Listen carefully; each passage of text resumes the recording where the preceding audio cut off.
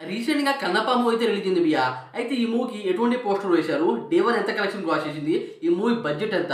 ఈ movie team చేసిన లోపాలేంటి? అంటే ఈ మూవీకి అన్నమాట కొన్ని చోట్ల డిబేట్ టాక్ అయితే వచ్చింది. ప్రభాస్ అన్న ఎంట్రీని ఎందుకు మంచిగా వాడుకోలేదు? ఇవన్నీ అన్నమాట డీటెయిల్‌గా అయితే మాట్లాడుకుందాం. ఫస్ట్ ఆఫ్ ఆల్ బియా ఈ మూవీ బడ్జెట్ అన్నమాట మన టాలీవుడ్‌లో 2025లో అనమాట హై బడ్జెట్ మూవీలో ఇదే ఫస్ట్ అంట.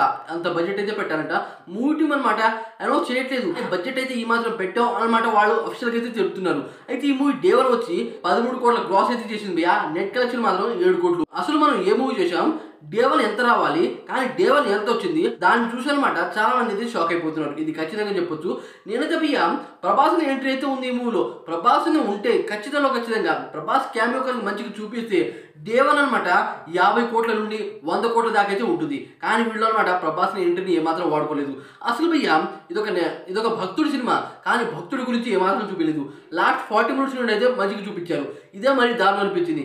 ఎందుకంటే ఒక భక్తుడి సినిమా భక్తుడిలా చూపియాలి కానీ దీంట్లో అనమాట ఒక మంచి రసగుడి సినిమాలా అయితే చూపించారు.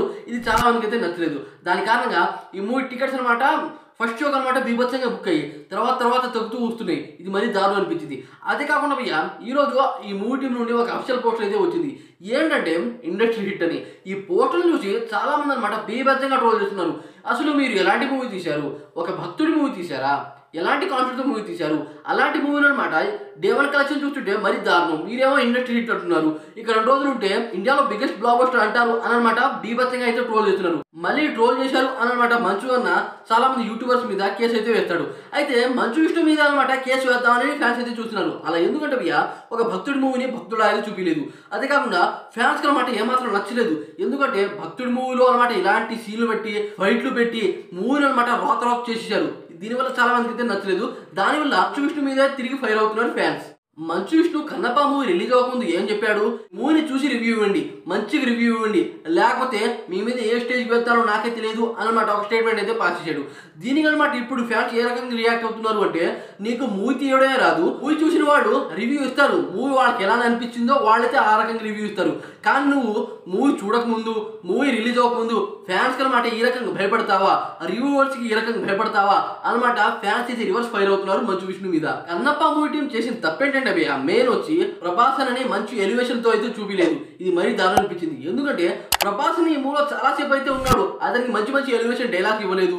ఉన్న డైలాగ్స్ అనమాట ఒక రకంగా అయితే ఉన్నాయి. ప్రభాస్ ని ఎంట్రీని మంచిగా చూపిలేదు. ఇదొక మైనస్. అయితే భక్తుడి మూవీలో అనమాట రొమాంటిక్ అయితే చూపించారు కన్నప్ప అనమాట ఎటువంటి భక్తుడో అందరికీ తెలిసిందే. ఇప్పుడు అనమాట ప్రతి ఒక్కరికి మన హిస్టరీ ఏంటో తెలుసు. అలాంటి హిస్టరీ అనమాట మంచిగా అయితే ప్రజెంట్ చేయలేదు. అదే కాకుండా దీంట్లో ఫైట్స్ అనమాట ఫైట్స్ అసలు అవసరం లేదు ఈ మూవీలో చెప్పాలంటే. ఎందుకంటే ఆ కాలంలో అంత ఫైట్లు అయితే జరగలేదు. ఇది అందరికీ తెలిసిందే.